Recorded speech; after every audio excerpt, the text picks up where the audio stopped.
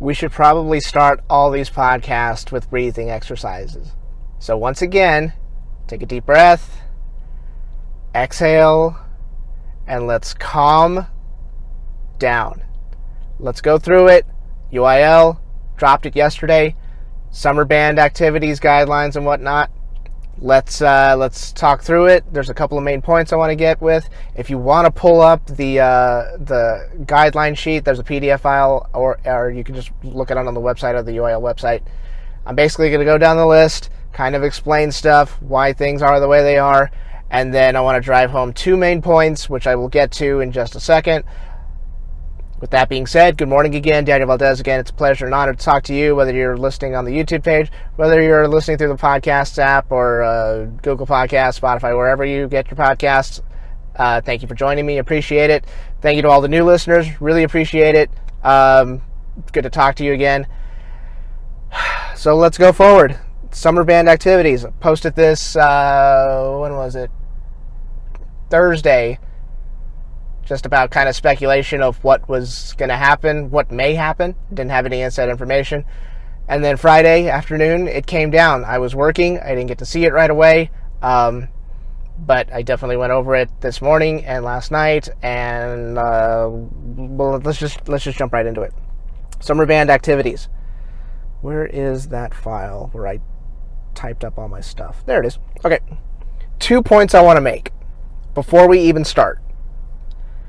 2 points that we all need to keep in mind, whether you're a student, whether you're a parent, whether you're a staff member, whether you're or just an interested observer. 2 points I want to make. Number one, UIL didn't just make up these rules. This is not just something that they were at a dartboard and they blindfolded themselves and they threw sharp objects at it and saw what stuck. This is all stuff that's being recommended by local health officials. This is what they're allowed to do. They went to them and said, hey, what can we do? As of right now, what are we allowed to do? What can we do?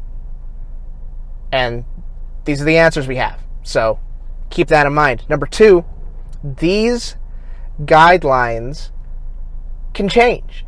Just like everything else that has happened the last couple of months, these guidelines can be amended. They can change it for better or worse. If things get better, then we can relax some of the guidelines or restrictions, however you want to view it. Of course, conversely, if it gets worse, then we could see the guidelines being a little bit tighter. But as of right now, this is what we're doing. So UIL didn't just make this stuff up. They consulted with health officials extensively. Number two, the guidelines can change. The guidelines can absolutely change. This is not a permanent thing that's going to be throughout the rest of the summer. Now, it could be. There is the possibility. But there is also the possibility that things could be loosened up a little bit more. We're just going to have to wait and see. But as of right now, as of June 8th, in 3 weeks, remember, it's 3 weeks away. A lot can happen in 3 weeks. But as of right now, on June 8th, these are the rules we're going to have to abide by. Cool? Cool. Let's just kind of go down the list. Here's some talking points. One person dedicated to make sure people are following social distancing and sanitation rules. They could be a director. It could be a volunteer parent that's there, probably somebody who's in the medical profession that could just be there and just make sure, hey, do we have enough sanitizer? Hey, are people social distancing? That programs should be having somebody, with oversight, just to make sure everybody's abiding by the rules and guidelines. Great idea. Big thing, optional rehearsals. You start stuff June 8th, those things need to be optional. Attendance can be kept, but this is not one of those things where programs can go, okay, well, you missed a day, you missed June 8th, so therefore you need to make up the day. These are optionals. Just like in football, voluntary workouts. You can show up, great. If not, we understand. These are the rules. Optional rehearsals. Now, there could be different reasons why a student may not show up to an optional rehearsal. It could be because, parents may not let them. Or there could be other reasons. There could be underlying health issues, and, there could be all sorts of reasons. So that's why this stuff needs to be optional. Cool? Cool. Here's a very important thing. Still have to maintain UIL summer band rules. I have a riddle for you. How many drill pages on average are learned before August 1st? It's a trick question. You can't learn drill before August 1st, okay? So everybody needs to calm down about how are we going to get a marching show out? How the heck are they supposed to do this? How the heck are they supposed to do that? You can't learn any drill until August 1st. So most of what happens during summer band is, or during everything before August 1st is fundamentals and trying to get the ensemble tight. Now, of course, there are rules in place that are going to make that very challenging. But as far as learning drill, I don't know what people thought that UIL was just going to allow you to learn drill on June 8th. The regular summer band rules for UIL still apply. They're there. No drill until August 1st. So we got to keep that in mind before we start storming Area 51 here. Cool? Cool. Sanitizer washing stations have to be available at rehearsals. I'm sure. I even hate to suggest this because, you know what? Screw it. Let's go for it. There are local businesses that are donating all sorts of hand sanitizer to people, specifically breweries that are local in town. And they've switched production to accompany hand sanitizers, and they're giving them to medical professionals and donating and whatnot. So that may be an option. Reach out to local businesses that have switched production. They're able to donate some hand sanitizer. That's going to be one of those things, because that's another cost that the band would probably have to eat if, they have to purchase that stuff on their own. So I'm sure a lot of band parent organizations are foaming at the mouth right now trying to figure out how they're going to get that much sanitizer for that many kids for the duration of summer band. No share water or food, so make sure those water jugs are clean and sanitized and do all that fun stuff. Yeah. Big thing. Consider screening for symptoms. Consider temperature screenings. So this can be done over the phone or email or whatever, however you need to do it, essentially.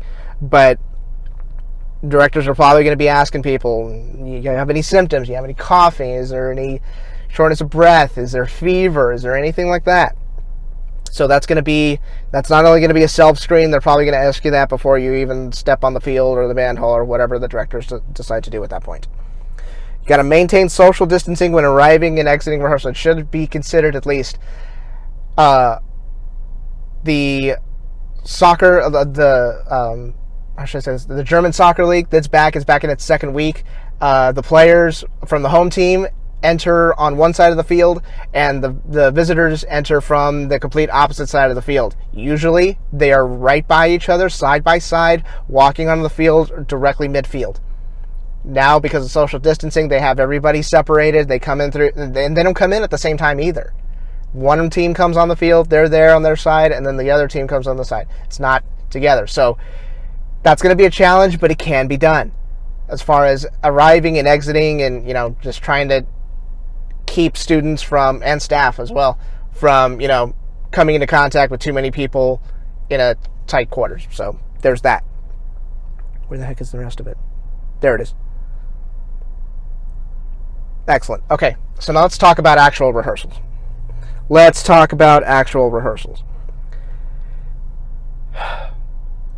If you're not practicing, if you're just kind of having, and this is essentially how I'm interpreting this, if you're just having a meeting and you're not actively rehearsing, 6 feet around the student from all sides. If you are practicing or you are engaged in rehearsal, 10 feet around all sides of the person. Indoor rehearsals are limited to 25% capacity, just like a restaurant was. 25% capacity, I'm assuming that is for the band hall and not the actual size of your program. So whatever the occupancy is for the band hall, you're allowed to do 25% in indoor rehearsals. I would imagine that the indoor rehearsals are going to be very, very limited, just because once you go indoors, there's all sorts of deep cleaning and sanitizing that has to be done in the band hall every single time somebody steps in there. So I would imagine those indoor rehearsals are going to be used sparingly, but we'll see. Disinfect equipment after each use. Obviously, I would assume that nobody's sharing wind instruments. This may be a little bit of an issue for the pit if they're, you're playing mallets one moment and then you got to switch over to the rack or whatever. So that stuff has to be sanitized after each use. Consider keeping the same groups to minimize the number of members that need to be isolated if someone tests positive. Why is that a big deal? We're going to get into that in a second. But they're recommending that these groups stay small and they kind of stay with each other the entire time. And we're going to go over that in just a moment. As far as outdoor rehearsals, the 6 to 10 rule. Not practicing, 6 feet. You are rehearsing, 10 feet on all sides. Groups of 15. They want to limit the group sizes to 15 or less, and those groups have to be socially distanced from the other groups that are on the field or wherever you decide to do it. And then, of course, you disinfect your instruments after each use. Indoors, same thing, 6 to 10 feet, 25% capacity, groups of 10 indoors, and keep those groups socially distanced. Here's what I'm thinking. With these rules, I'm thinking you're going to see a lot of sectional work. You're going to see a lot, trombones are on Monday morning, and then clarinets are on Monday afternoon, and you're going to be seeing a lot of sectional work, I would assume, because you keep your group small, you can keep an eye on them, and you're keeping the same people, you're keeping the members around the same people. Because if somebody tests positive, then there's all sorts of guidelines that have to go along with that, and again, we'll get onto that in a second. So probably a lot of sectional work. If I was running a program, and God forbid nobody wants that, probably a lot of just individual section work going on. Cool. Here it is. If somebody tests positive, the group that they were with must self-isolate. Yes, that's why they want these groups small. The positive member had contact with other groups. Those groups must self-isolate too. This is why groups need to be kept small. That's why these guidelines are in place. If you do an indoor rehearsal and there's 10 people there, someone starts feeling sick, they test positive, hey, that whole group needs to get isolated. So now you've lost 10 members. Whereas if you don't follow these rules and this person is amongst the whole 300 kids and they test positive, guess what? Now we've got issues. That's why these groups need to be kept small. Again, I got to stress this. It starts June 8th. Drill doesn't get learned until August 1st. So that's almost 2 whole months where possibly we would be dealing with these rules and guidelines. Again, these could be amended at any time depending on how the situation goes. Cool. Anybody who tests positive for COVID-19, they can return, but they gotta meet these 3 criteria. They have to have 72 hours with no fever, without the aid of fever-reducing medication. They have to have improvement in their respiratory system and in their respiratory symptoms. They can't be coughing all over the place, and they got to be able to breathe. Kind of that makes sense, right? And then you have to have at least 10 days. 10 days have to have passed since your first symptoms. Yes, 10 days. You got to wait 10 days. You get your symptoms. Hey, running out of breath. The clock starts then. Get your test. Get done. And, that's how it's going to go. If you have symptoms, but you don't get tested for whatever reason may be, you are, according to the guidelines, if you have symptoms, but you are not going to get tested for one way or another, you're assumed to have had it, and now we've got to self-isolate. Obviously, safety is priority number 1 here. I saw so many people talking about how are they supposed to put on a marching show when they're going to be with hands tied and whatnot. It's possible. It's going to be challenging, and I'm sure directors are pulling their hair out, and their lives just got infinitely more difficult because this is going to be a difficult thing to manage. The issue I have is, why are we going into this with such a negative attitude? Your kids need you, okay? They need you more than they're willing to admit. They need you more than you're willing to admit. They need your positive affirmation. No matter how you feel about this whole situation, they need you. I read some stuff yesterday. I almost hesitate to say it because I try to keep things really, really, really positive here. And look on the bright side of things, and that's kind of how I am. But if I was a student and I saw some of the stuff that I saw yesterday, if I saw that my director said some of that stuff, I would drive over to the band hall and throw my instrument in their face.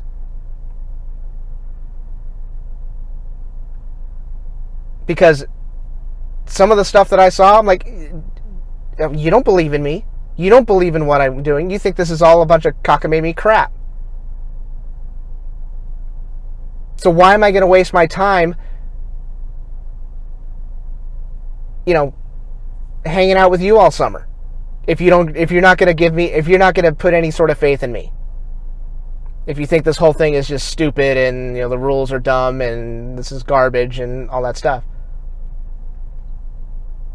Why am I going to waste my time with that? Your kids need you. Now, granted, that's a very small group of people, and whatever. You feel how you want to feel about it. I'll never tell people how to think. But I think that the whole social media thing is so weird because the age difference between who uses Facebook and who uses Instagram and Snapchat, the age difference is very clear. So when I see adults posting stuff on Facebook, if your students used Facebook, you probably wouldn't have said what you said. But they don't, and they don't. So you went off and did your whole thing, and hey man, that's fine by me, but your kids need you. And I promise me, if I saw my director and he said something like that, forget it. I'm out. I don't care how much I love the activity. I'll go buy my own instrument and practice on my own. I don't need your negative attitude, your negative crap. Your kids need you. This is a very difficult time for everybody. The whole social distancing thing really kind of puts a hamper on what is allowed during summer band, but we got to keep things in perspective. These things can change. The UIL went to health organizations. They said, what are we allowed to do? What can we do? What are going to be the limits as of right now? And this is what they came back with. Marching band's not being singled out or anything like that. They're not trying to actively... There's not some sort of conspiracy where the health organizations are actively trying to make it extra difficult for the arts so that districts will cancel marching band for the rest of the year and they can save money. It's not like that at all. Take your crackpot theories and, go somewhere else with them. Again, very challenging. Very challenging. This is all about risk mitigation. It even says it in the PDF file, in the guidelines. This is all about risk mitigation. Again, you don't want to be the district, you don't want to be the organization who has all these kids put into giant groups, and then some of them get sick, and some of them get really sick, and some of them get even really, really, really, really more sick. You don't want that on your hands. Because good luck trying to get that. Good luck trying to have a career after that. Good luck being the band director who ignores this because, they want to try to get ahead of the game, or the staff member who thinks this isn't important. And a bunch of kids get sick. Or staff members get sick. Or parents get sick. It's all about risk mitigation. Again, I talked about this the other day. Baby steps. Baby steps. We're not breaking down the doors here on June 8th. We're taking baby steps. As of right now, these are the guidelines. If things improve, then we can revisit it, and maybe we expand the groups. Maybe we don't have to socially distance. But this is the world we live in now. This is what we have to do. So I give kudos to all the parents and all the band directors and everybody who's having a positive attitude about this. Yes, it's challenging. Yes, it's a pain in the ass. We get it. I get it. I get where you're coming from. I understand the pessimism around this. I really do. But at the end of the day, it's about those kids on the field. And if you think that they're not excited about getting back onto the field, even if they have to have 6 feet between each other or 10 feet or whatever it is, they're going to be so unbelievably thrilled just to be back on the field. Just being there around people, no matter the distance, is so powerful. They're going to... Yes, challenging. Yes, it's not what we want. It's not that we all want the same thing. We all want everybody to start learning everything and be close to each other immediately. We all want that. I'm pretty sure we're all on the same page about that.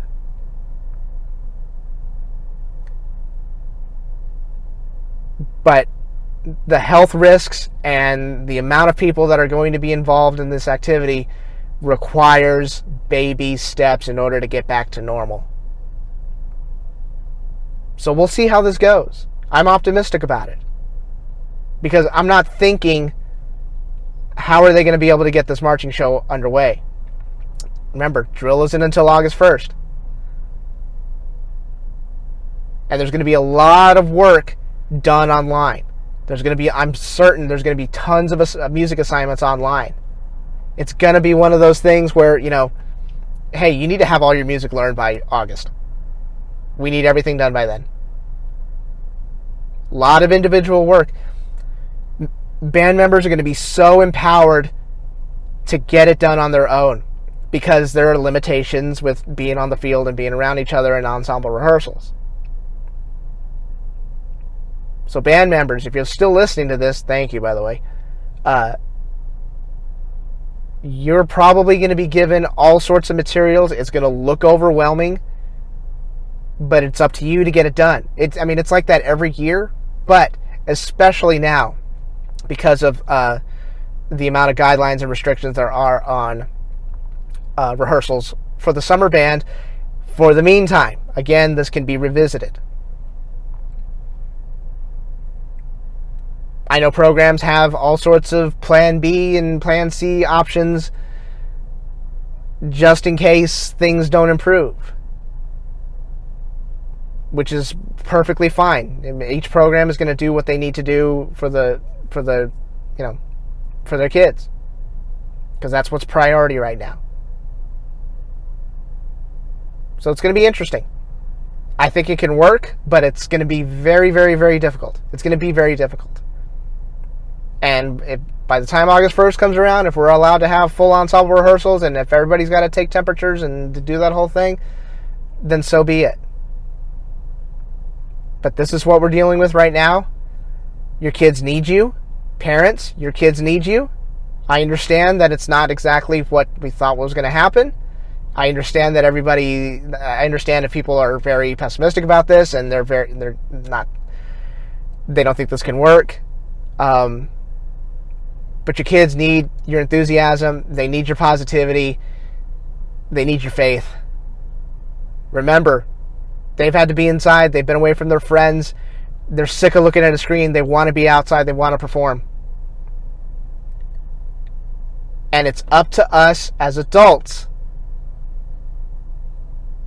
to foster that, to nurture that, to grow that. It's up to us.